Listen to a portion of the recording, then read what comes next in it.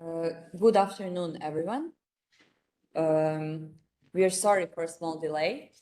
So we will extend the meeting until 6 and 20 past 6.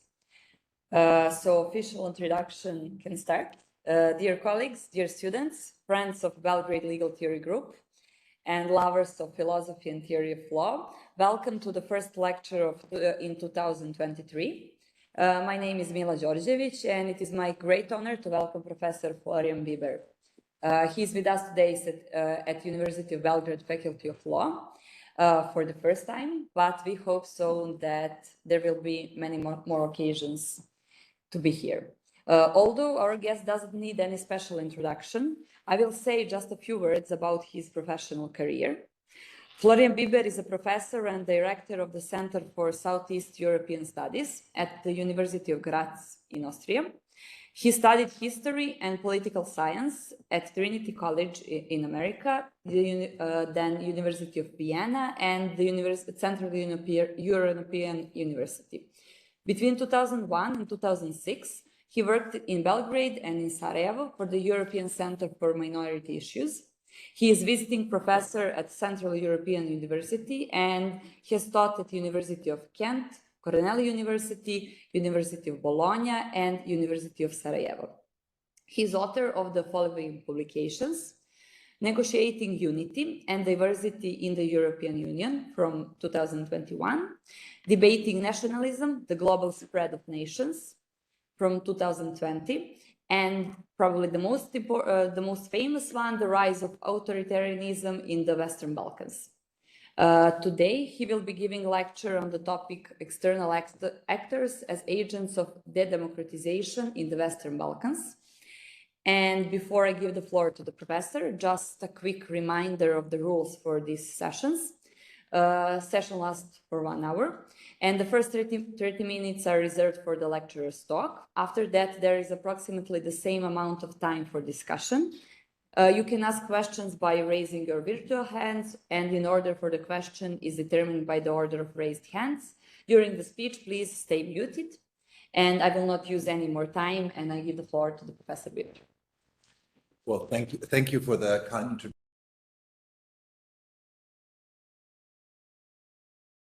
Oh, it went off. Okay, it's a real pleasure to be here, and I'm very delighted to be speaking today. And of course, I'm looking forward to your questions. So yes, so as you said, I will be talking about external actors as agents of de-democratization.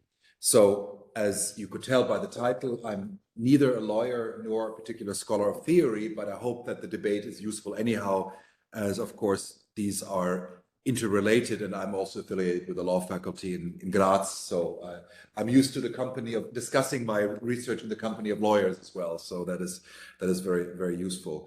So the question I really want to ask myself today in my presentation is, what role, if any, do external countries play to de-democratization processes in the Western Balkans, but more broadly? It's a more general, abstract question. And the first part, I will talk a little bit about what is actually this de-democratization, or how should we call it? Is this the best term? Then I will talk a little bit about what role I would see for external actors, and I will look at different external actors and their impact and come up with some maybe preliminary assessment of how I see their role. And of course, the context is very clear.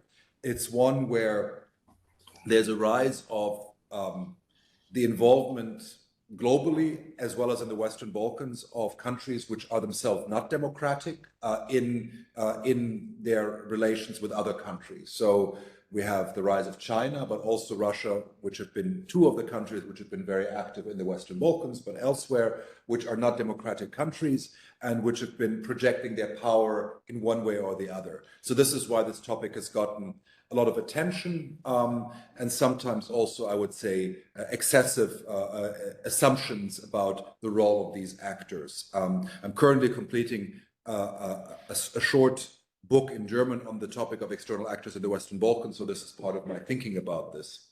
Now, first about the topic of authoritarianism or autocratization or de-democratization. So scholars have been using multiple terms, calling it democratic backsliding, de-democratization, or autocratization.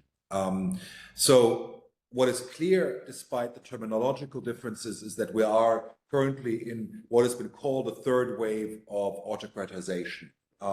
Now, this follows the logic of the model which was first proposed by Samuel Huntington as a scholar of democracy, who talked about the third wave of democracy, who argued that there have been distinct phases of democratization globally, which could be divided into these three phases. And he also noted that after every wave of democracy comes a backsliding or a wave of non-democratic governments. And this could be called the autocratization wave. And we are in this third wave.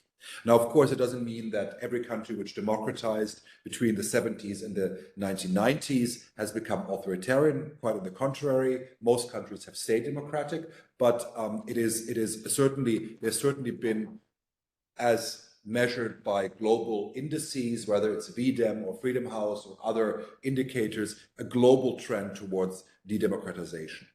Now, key observations of this wave is that, first of all, they're not usually sudden reversals. So they're not coups d'etats or overthrows of democracy, but rather gradual decline of democracies, usually, in fact, by incumbents. So it is not that a government is overthrown, like we have in a certain way the old imagination, the visual image of failure of democracy is a democrat is overthrown by a military which takes power. This is not the common pattern, but rather it's that incumbents erode democratic institutions. And the result very often is what we call electoral authoritarianism or competitive authoritarianism. So very few systems globally have abolished the formal institutions of democracy, but they have rather hollowed them out. Now, on the terminology very briefly, one can use the term autocratization or de-democratization. Now, the critics of the term de-democratization or democratic backsliding are, I think, very useful, because the first one suggests that democracy is in a certain way that what was there before, while autocratization can also be used for countries which were not democratic to start with and which become more authoritarian. So in a certain way, autocratization is broader. Autocratization describes any regime which becomes more authoritarian. So it could also mean, if we take, for example, Russia.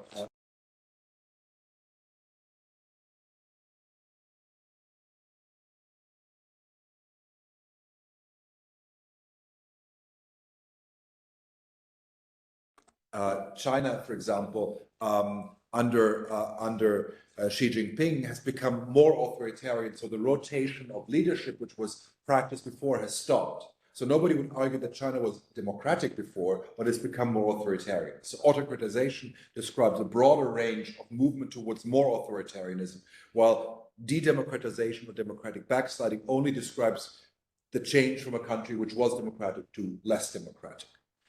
Now, the second problem of the term democratic backsliding is that there's a directionality implied, that there's a natural direction from less democratic to more democratic. So backsliding suggests you are going backwards on something which seems like a slide metaphor implies, the natural gravity will pull you towards democracy. And that might be too naive to assume that there's this natural progression towards democracy.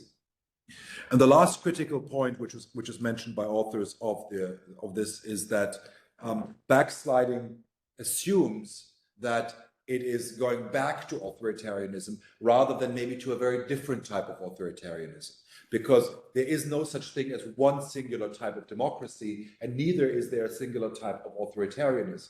So, for example, countries which have democratized in the 1990s and gone back to more authoritarian systems did not go back to communist rule, and to all of, not just ideologically, but also the nature of rule was different. So assuming that backsliding suggests a certain kind of return to something which is often not a return, but is actually a new type of authoritarianism.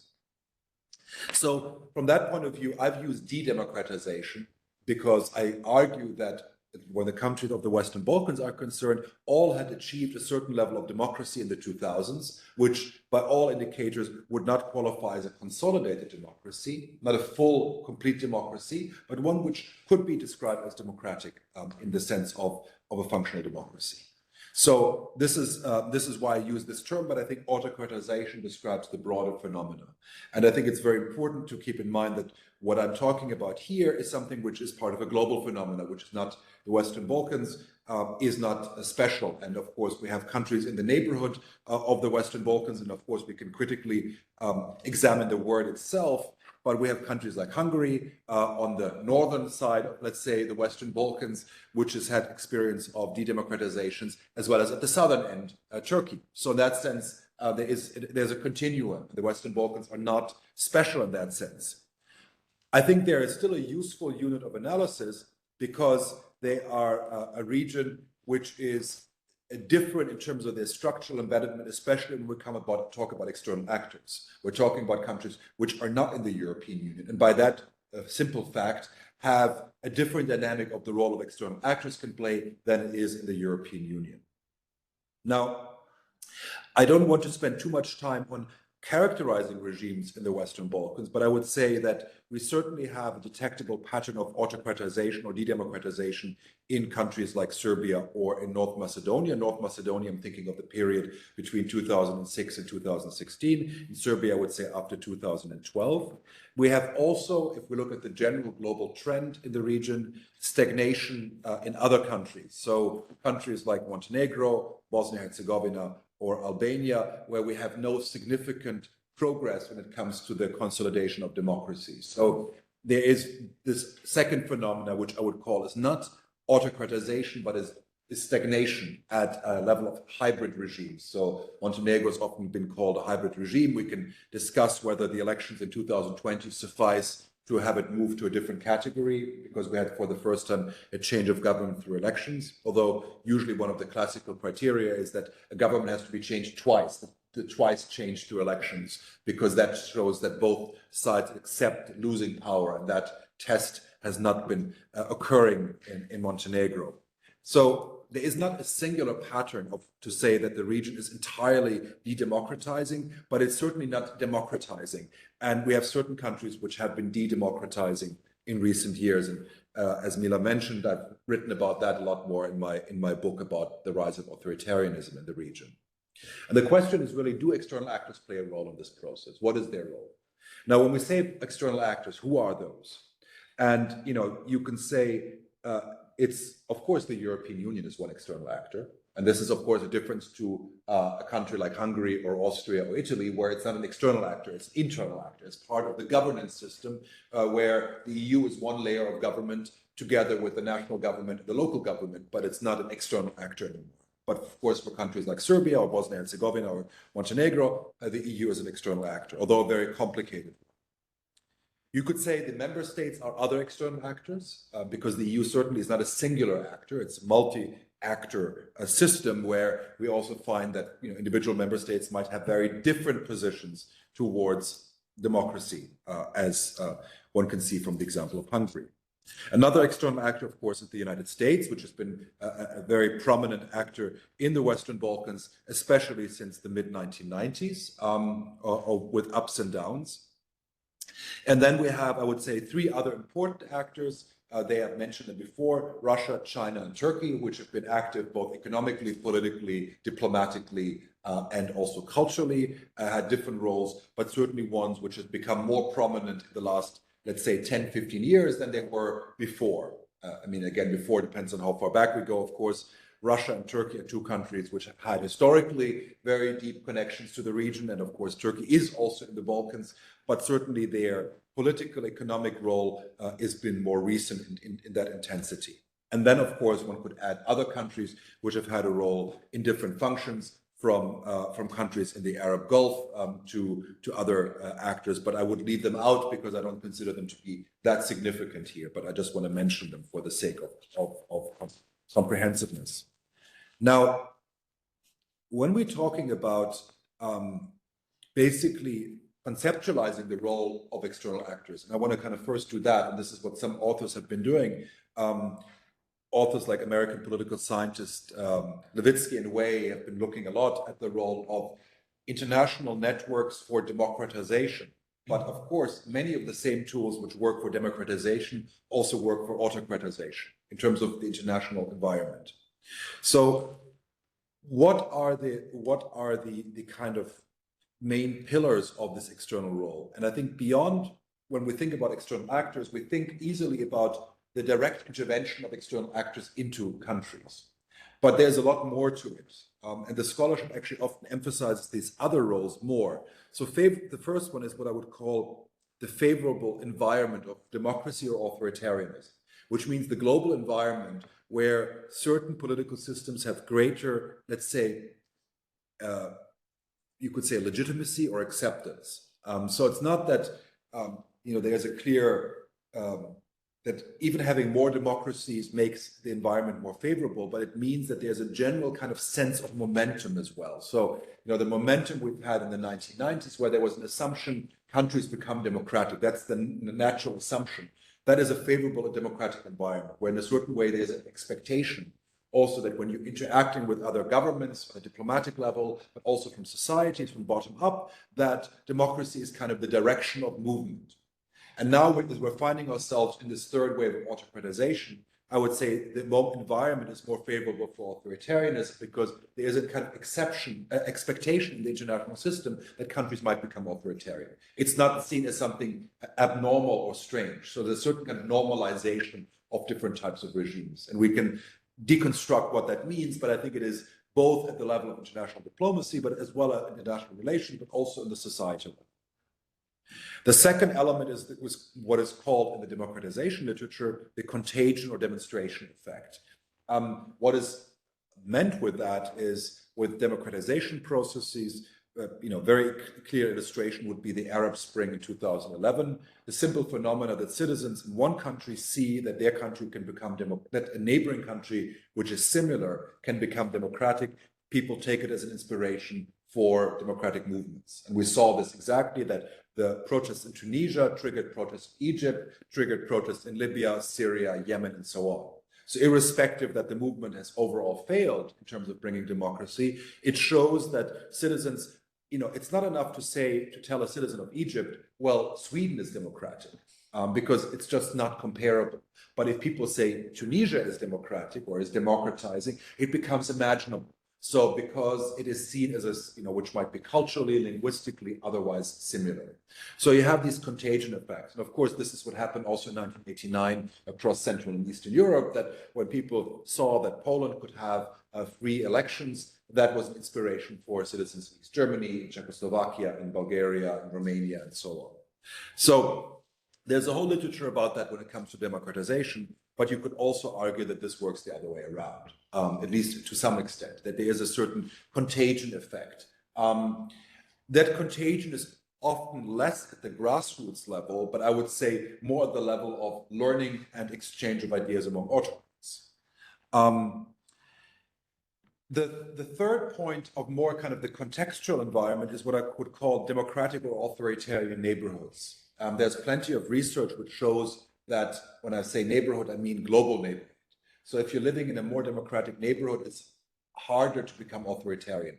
What I mean, if you live in Western Europe, if your country is in Western Europe, it's harder to become authoritarian because all the countries around you are democratic, expect that you function democratically.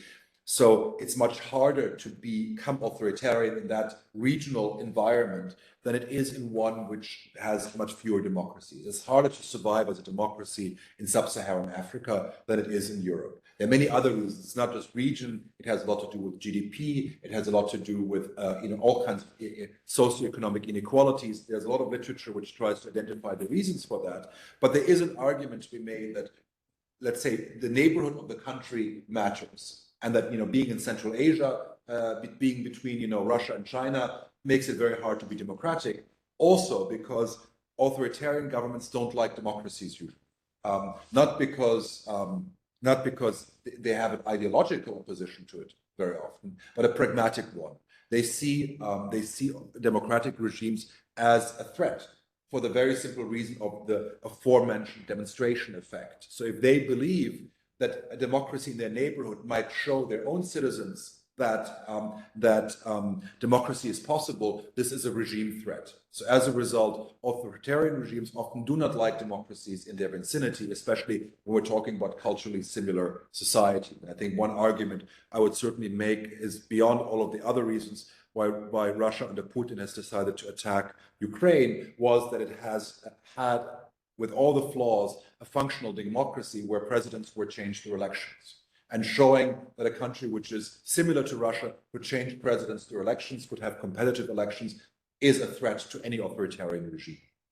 And so this is the neighborhood effect. Now, beyond these kind of larger environmental questions, we of course have the direct involvement of authoritarian countries in other countries, and of course this happens through multiple ways. And scholars who've looked at that look at the question of linkages. So what are the linkages between countries? So they can be economic, politically, diplomatic, social, and otherwise, as well as the leverage. So what leverage do countries have? And this is why, of course, neighborhood matters often, because the proximity gives countries often greater leverage, greater economic dependency, political dependency, and otherwise. So this kind of sets the background of how countries can influence in terms of democracy and authoritarianism, or de-democratization or democratization. Now, to come to the specific question of what this means for the Balkans, or for the Western Balkans, there are, I think, two questions I want to answer. The first one is, do external actors have a role in the de-democratization process of the Western Balkans? And is it as simple as to say democratic external actors, such as the European Union, promote democracy, and non-democratic external actors, such as China, promote de-democratization? Is it, in a certain way, that linear, that simple? And as you can get a hint maybe by my comment, that I don't think it's that simple. I think it's a bit more complicated. So first of all, I have, in a certain way, kind of 5 points how I see the role of external actors, especially when it comes to disrupting democracy. First of all, I would say I would be warning of overreading or overestimating the kind of a geopolitical reading of everything. I think we're in an era at the moment where people tend to think of geopolitics as defining every kind of interaction, and I think that's a bit simplistic. And I mean, I've often seen it when it comes to also Western reading of, let's say, Russian influence in the Western Balkans, which often sees Russia as this omnipotent meddler in democracy in the region, which underestimates domestic forces and overestimates Russian power. And I think, again, it's a very geopolitical reading of it, because it sees the world as an antagonism between the West, Russia, and China, and as a result interprets everything through that particular lens. And I think that underestimates local agency in all of that. And I think this is why one has to be careful. Now, the first question is, do authoritarian systems serve as role models for de-democratization? And so you could say, as two examples, that we have, of course, for example, China, which has been getting praise as a developmental model. We've had, not least the Serbian president praising China at the Communist Party Congress as a developmental model, as well as several opposition politicians who've said that China is a great model, including the former president. So there you could say, maybe if China serves as a model, that of course that becomes a source of autocratization, because how can you adopt the Chinese model in a democratic way? You can't say we take the developmental model, economic developmental model of China without accepting the authoritarianism, because that's an inherent parcel. Or the normative model of Russia as defender against, gay Europe, or against a Europe which is supposed to be weak and not defending patriarchal traditional values. I mean, this is another narrative we've seen from far-right groups, not just in the Western Balkans, but also in the European Union. And of course, you also then praise with it an authoritarian model. Now, while I would argue that sometimes these systems do serve as models, it's very rare that actually they are genuinely emulated as such. And it's more rhetorical. I would say that this is not the main source, but it could be seen as one source which potentially has an impact on disrupting democratic governments and de-democratization. The second point is, do autocratic regimes directly disrupt democracy? And there, you could say, is there evidence of direct intervention, in terms of, projecting force, using leverage to promote undemocratic behavior? And there, I think the evidence is usually very scant. It's not that it's very, you don't have a lot of evidence of direct external intervention in the sense of trying to either change regimes or push regimes to become more authoritarian. You have certain interventions, but it's overall, I think, not conclusive. Where I think you have more evidence is that authoritarian regimes often support disruptive media or social messaging. And I think there's a lot of evidence that, for example, Russia has supported social media or media messaging, which polarizes societies. So whether it's in the United States, whether it's in Western Europe, but also in the Western Balkans, there's evidence that Russia is not necessarily disrupting democracy, but supporting actors which help polarize society, which then is disruptive for democracy. But usually these actors exist independently of these external actors, whether they are far-right nationalist political parties or far-left political parties, which benefit from this messaging. They exist independently of Russia or of other actors, but they are in a certain way beneficiaries of this intervention. So I think there is evidence which suggests that this kind of support happens. That does not destroy democracy in its own right, but it certainly is an erosive element for democracy. The third point, which I see is maybe most important for external intervention, is that autocratic regimes deal more easily with autocratic regimes. And what I mean with it is that there is an autocratic way of doing business. And I don't mean just economic business, but of interaction.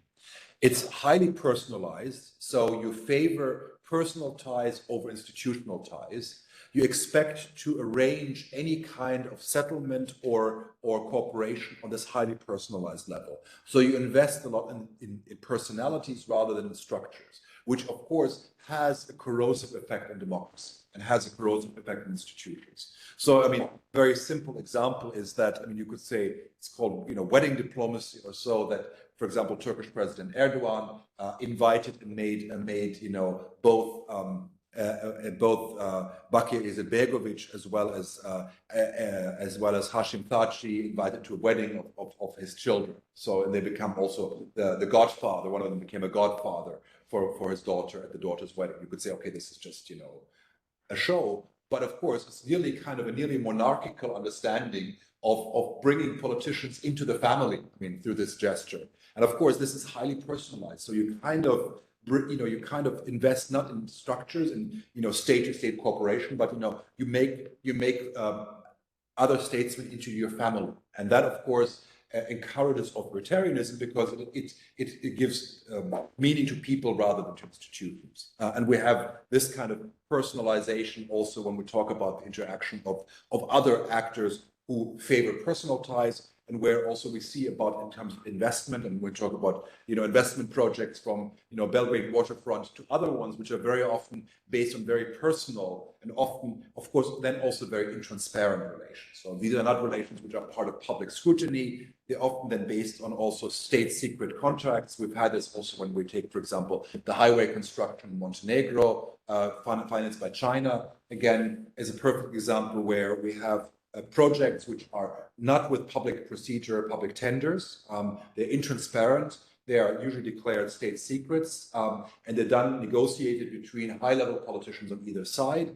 And they are, as a result, supporting authoritarianism, not because China is saying we only invest in autocrats, but because they're saying the way we do business is a way which favors authoritarian rule, and on the other way around, autocrats favor dealing that kind of business because it's intransparent. So the highway in Montenegro is a good example because there were two feasibility studies which said the highway is not financially viable, but then there was still a credit given by China to build this highway, and a certain number of and we don't know the full detail of the contract, or it was made only public later, and a large share of that contract was paid back to Montenegrin companies, which were picked by the Chinese company to do the building without a public tender, and these were companies, of course, as you might imagine, which were close to those in power. So in a certain way, again, this is this kind of interaction which favors authoritarian regimes in de-democratization.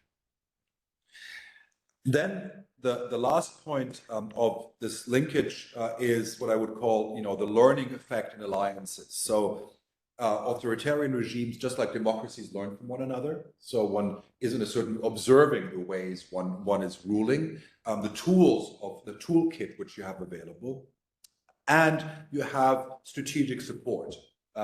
So that can be support international organizations, or we see it, for example, how Hungary under Viktor Orban has been systematically supporting other authoritarian regimes, has been building also, for example, media. We saw this very clearly in the case of North Macedonia, where Hungary under Viktor Orban has first of all created media in North Macedonia to support the regime of Gruevski, and then when it fell, Gruevski was given political asylum in Budapest. So there's a certain way kind of a helping hand lent to autocrats, as well as the way in which Orban and his party is supporting authoritarian tendencies throughout the Western Balkans. So there is alliances for support. Sometimes it's ideological, but it doesn't have to be ideological. So it can often be just based on a certain way, solidarity among autocrats, so to speak. So altogether, I think this picture is, I think, one which I'm trying to say is that autocratic regimes do help de-democratization processes, but less in the direct way of saying they overthrow governments, but rather they are enabling, they create an environment where de-democratization is easier, especially when we're talking about Western Balkans, where the authoritarian regimes, external actors are further away. It's not the direct neighborhood, there's a distance. So the direct leverage is limited, it's more indirect leverage. And it's often in a symbiotic relationship with those who are already in power. So it's not in a certain way in opposition to them, but rather in alliance with them.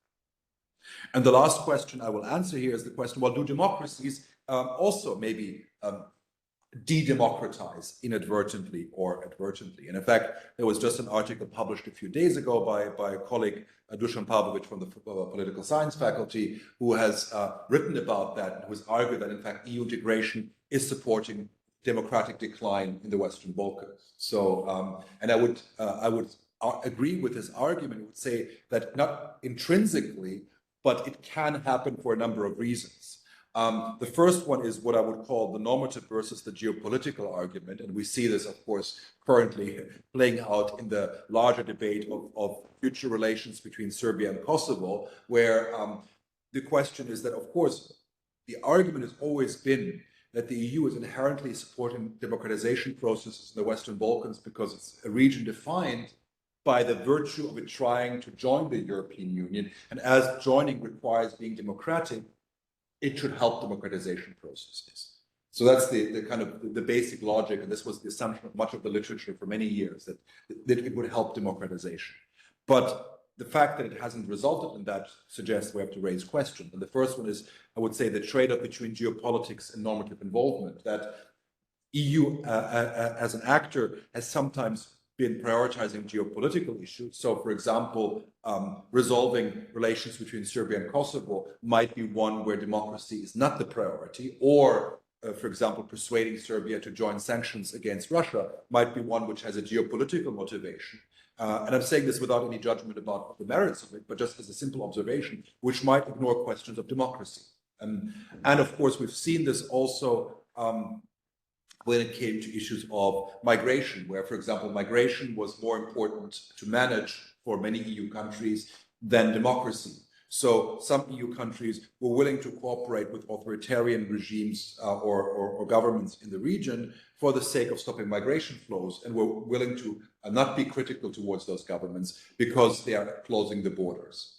And so Austria has been very prominent in this particular role. So I would say there's some responsibility there.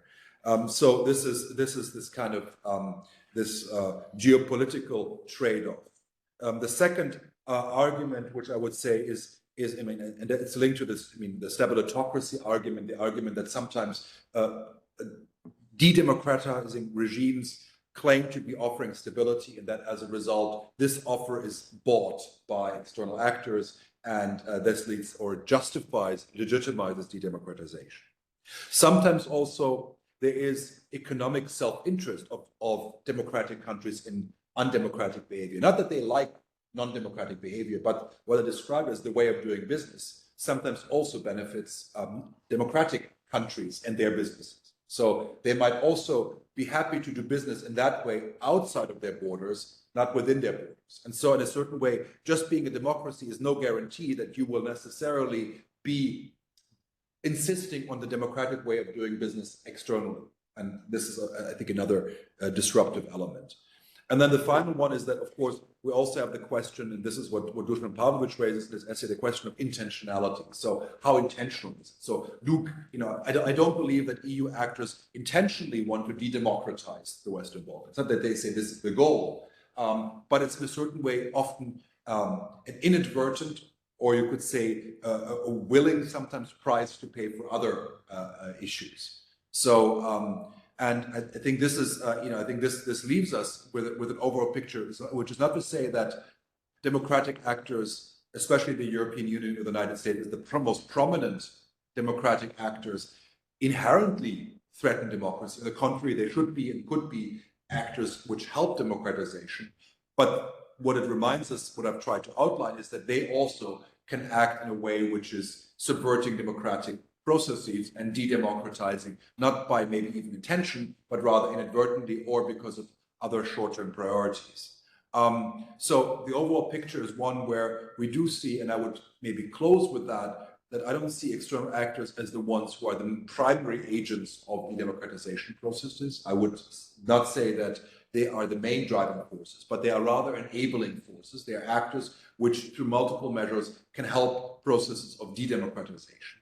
And rather than focusing just on the direct intervention, that's the direct way in which external actors might de-democratize, we should rather focus on the more enabling, more subtle ways in which their involvement leads to a situation where countries become less democratic as a result of their presence. Thank you. Thank you. Thank you much, Professor, for this wonderful speech. Now is the time for discussion. We have around 25 minutes for your questions. So you can raise hands virtually, the ones who are online, or physically here in the room. So, okay, we have Sava in the room. Okay, Sava, the floor is yours. Yeah. Thank you, Professor, for this great lecture. I just have one main question, which divides into two sub-questions. Basically, how important or how strong these external factors would you say are when it comes to politics or the geopolitical aspect? For example, could we assess it in the case of Romania or Bulgaria, which as far as I know, have been doing quite well when it comes to democratization in recent years, in the recent past, even though they're surrounded by the similar geopolitical situation as we are, or the countries around us. So how important is that factor, for example, of EU influence, or would you say the causes lay somewhere else? And the second question connected to that regarding the internal factors could be, and it's a bit more conceptual. You've mentioned the idea of a hybrid regime, which is common in these areas. Is it possible to have a precise criteria for such a regime? Because if I'm not mistaken, the idea is that these regimes are the ones that have democracy formally, lack in some aspects such as the free or fair elections, or in general the level playing field, which should be equal, and so on, and that the elections are held regularly, and also that there is some competition, meaning that the opposition actually exists and it has a chance of winning. Is it possible to pinpoint that in practice? Is it possible to say this is for certain somewhere where the election can be won, and what could our criteria for that be? Thank you, that's it. Great, thanks. For the first one, it's, I guess, the question, and that's an interesting one, is, what restraining elements on de-democratization process does EU membership have? I mean, this is basically what that brings up. And of course, you could say the cases of Poland and Hungary, that there are limits, right? Maybe Hungary would be less democratic if it were not in the European Union. I mean, there are, of course, restraints to this democratic decline, because you have, you have recourse in many ways in the European Union, for example, to the European Court of Justice and other institutions which are not under control of the regime, which is not democratic.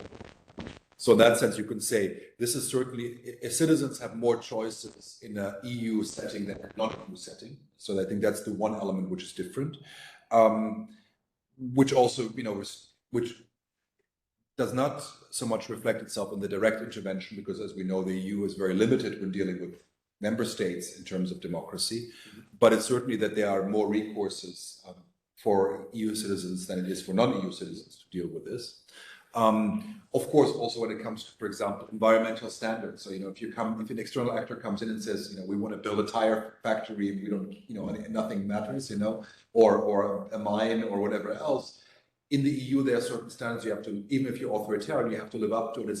It's harder to go with this intransparent investments. They're more, they're more likely to trigger investigations, which are not because of democracy, but which are because of the procedural elements of the European Union, like procurement procedures or matters of transparency and or corruption, exactly. So all of those restrain these regimes, I would say. I think that is an important element. I mean, I would say there are also other indirect factors. I mean, you could say there is, that's I think a question which I think there's no conclusive answer, is the effect of money. I mean, in a very simple way, if you're joining the EU, especially if you're a country which is below average of the EU in terms of GDP, you are a recipient of significant financial transfers, right? And we see this in countries like Bulgaria, Romania, or Croatia, which is incomparably more than what the countries of the Western Balkans receive. And you can see this can have two effects. It can have an effect that actually provides for sources of development which are not under direct control of the government. So a lot of the projects which I as a visitor also of Croatia, I see there's lots of structural investments in Croatia in infrastructure which are EU projects, and because they're by EU rules, there's less ability for regimes to capture them, and as a result, you can get developments without the regime being undemocratic, kind of doing the deal, which we see often of, the kind of highway building, infrastructure building, which is both a source of corruption, but also a source of vote buying, basically, sometimes. And you can kind of sidetrack that with the EU structural funds. Although, of course, there are plenty of examples of Hungary, where also Orban has secured EU funds for projects which are certainly dubious. So I would say it's inconclusive to some degree whether we can say that it's helping. You could, of course, say that the legitimacy of external actors is different in countries which are EU member states. So you can't say, I mean, of course, what we see, in Serbia or elsewhere, that there is a kind of playing off different external actors, saying the EU gives me this, China gives me that. And this kind of, you do have it a little bit in the EU by Orban, but he's the exception. Very few others play this kind of geopolitical game because you are in a certain way much more embedded in the European Union. So I think it's harder, but again, it's not, I would say it's a matter of gradations rather than of, that the EU is this magical switch which, makes it impossible.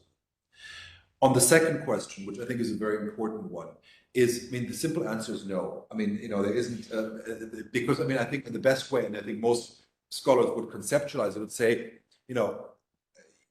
it's a matter of degrees, because, I mean, democratic and authoritarian regimes are on a scale. And the question is, where do you set the points of transition from one system to another? And I think everybody would agree, how we call them, that there are hybrid regimes which have different labels, right? And then you have some which talk about, democracies with an adjective or authoritarian with an adjective, right? So you have people talk about de facto democracy, which means, for example, Wolfgang Merkel has talked about that. So the idea that you have fundamentally a democracy, but it's a restrained democracy. You have reserve power with certain groups like the army or the church, or you have other ways in which the system is skewed, but it's a democracy with these flaws. Or you have the other concept of competitive authoritarianism, where you're saying it's overall authoritarian system, but it has democratic principles. So, and of course, the problem is, if we actually look at the world, most systems fall into this gray zone. Liberal, consolidated democracies are few, and fully consolidated authoritarian regimes are also few, and a lot of them have this inhabit this gray zone. And then it's a matter of definition of where you say, does one end and the other one begin? Usually, I mean, for example, Levitsky way to talk about competitive authoritarianism, say that you have competitive elements like elections, and there are opposition parties, but the playing field is so skewed in favor of the incumbent. Not that it's impossible, but it's very, very difficult to win. So in that sense, and anyhow, how do you define very difficult to win? I mean, of course, it's extremely difficult to define this because, and I think what is important is to know that these regimes are never stable. They're never sitting in one place. I mean, one great example for me is Montenegro, as a country which had 13 years of one-party rule, or you could say 75 years if you take the socialist period as well. But it wasn't one block, right? So you have a period between 1991 and 1997 when we had this close alliance with Milosevic in Serbia, when basically the regime was quite repressive and so on. And then it opened up after 1997, partly because there was a split in the ruling party. Afterwards, the ruling party always had to have coalition partners. So it was always, in that sense, was a more competitive environment.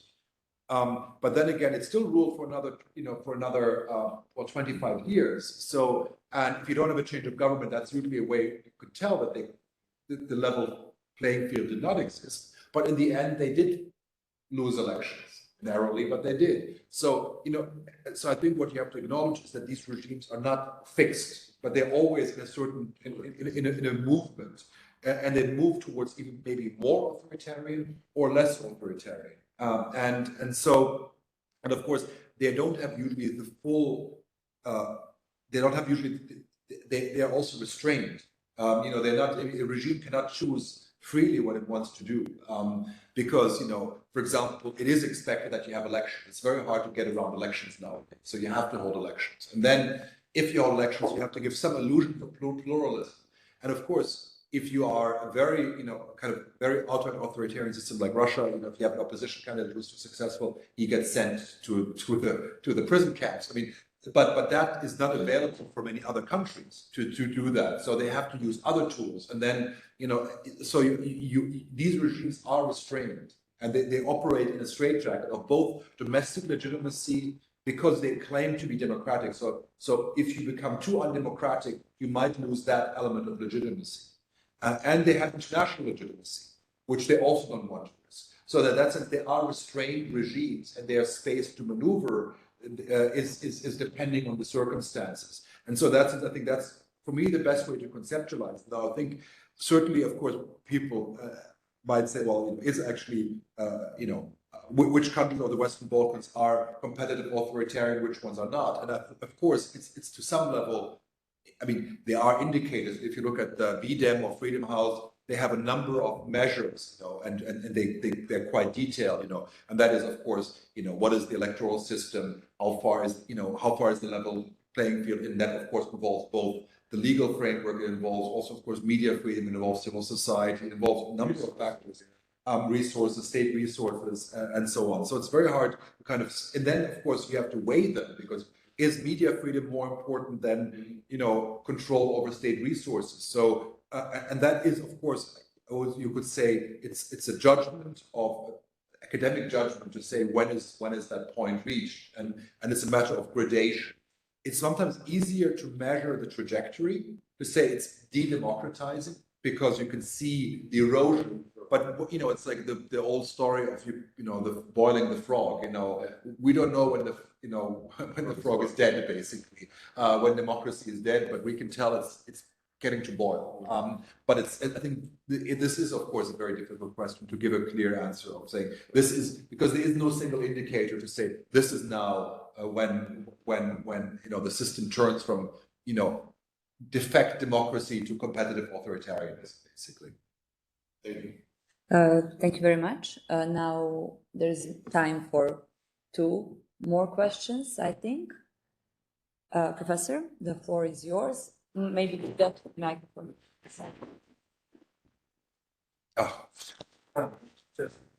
Yeah, it's okay. Thank you. Yeah, that's obviously one of the questions I also have in mind, but it's clear that all the problems of measurement of political systems is well known and well documented in the literature. But I would like to go to basically the crux of the topic, and I completely agree with your conclusion that there is no easy dividing line which would say straightforwardly, okay, democratic actors promote democratization, whereas the non-democratic do the opposite.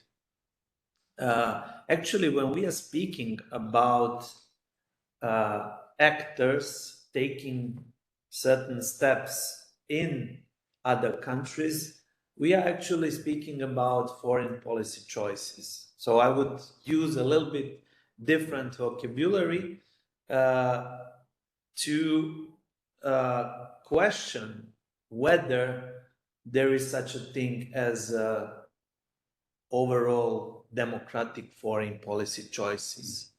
I mean, the history of foreign policy choices of the major democracies testify to the fact that there are numerous instances in which foreign policy choices were in favor of authoritarian regimes, installing authoritarian regimes. Start with United States, but we could do the same with a number of European countries. So I think that's very important a point to raise, because it basically show us that foreign policy choices are always instrumental.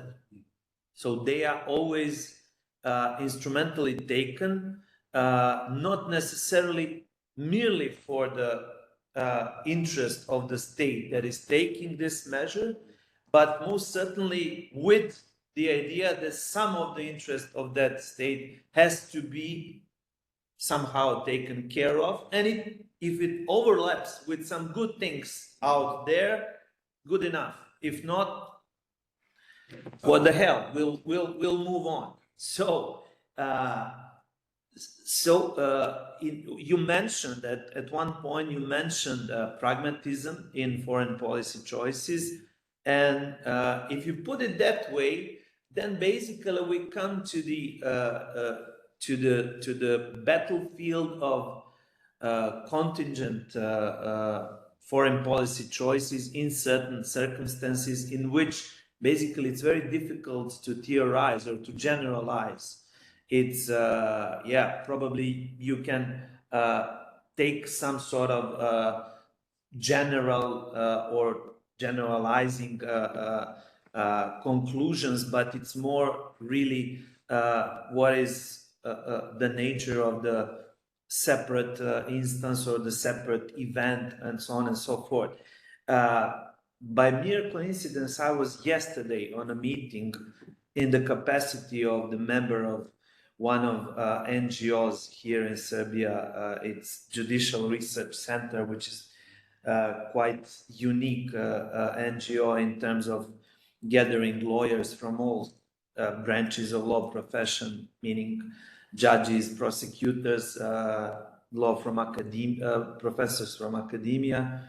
So we had a meeting with basically external actors. So a couple of people from the embassies, people from the European Union, Council of Europe, OECD. So, and we were discussing judicial reforms, and the most vigorous defender of the legislation that was passed yesterday was the representative of the European Union.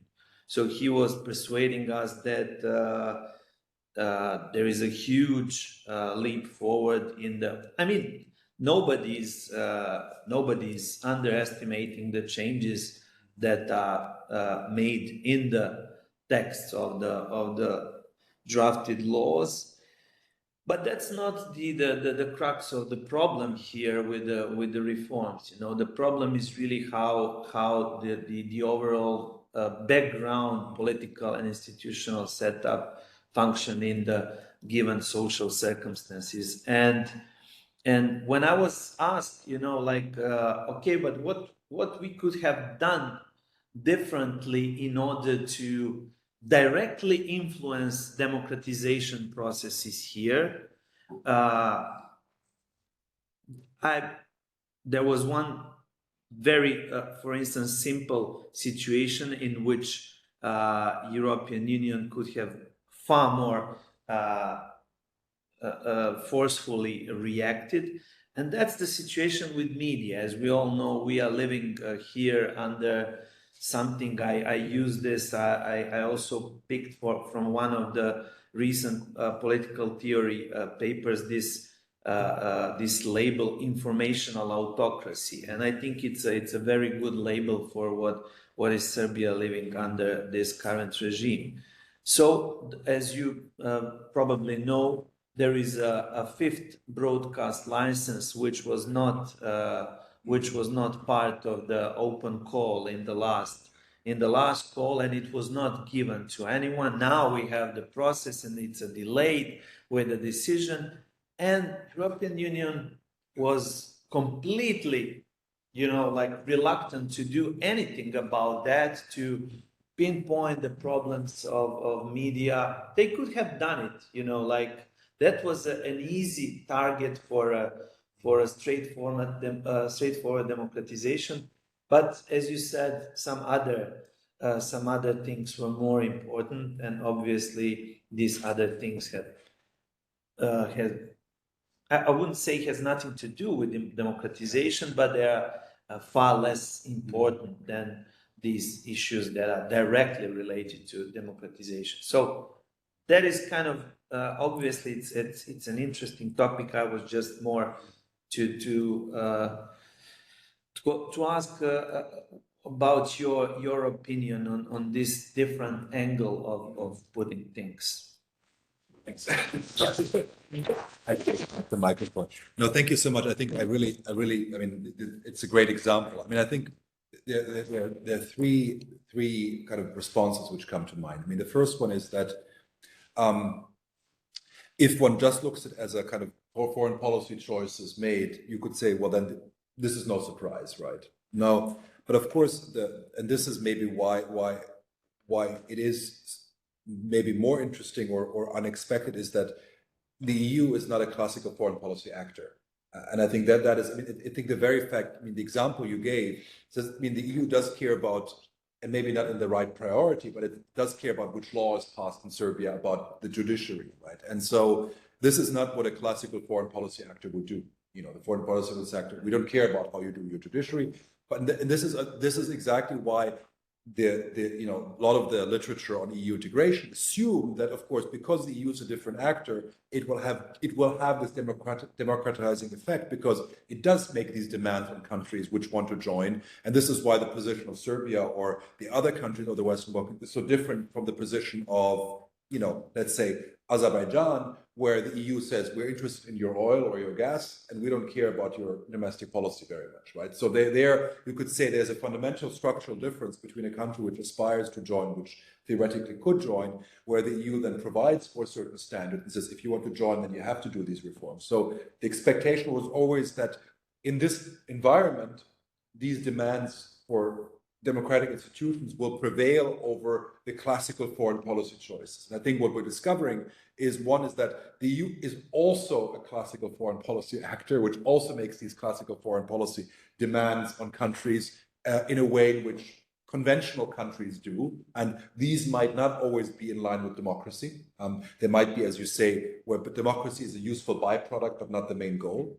But it's a trade-off, then, very clearly, between, do we want, to solve a geopolitical problem, and let's say we want that Serbia supports sanctions against Russia, but are we willing to are we willing to ignore democracy? And I think, but this then becomes very clear that this puts the EU in a position of a contradiction between it as a foreign policy actor, which seeks about finding allies in foreign policy, and the EU as a democratizing actor, because it offers membership. And I think this is what makes this question maybe more interesting than, let's say, if we were just looking at the United States, because where you could say the US is not offering membership, And so I think that's one difference where I would say these choices are in a different framework. The other element which I'm wondering about is, and I think it's more, what I find more interesting is less the choices, but rather what happens by this interaction, which is much more complicated, because I think a lot of the choices made by Turkey or Russia or China in the region is not that they're saying, oh, we want the autocrat. It's the choice is we want to invest or we want to have an ally, and it's rather their way of doing business in a certain way which helps authoritarianism rather than what they explicitly say.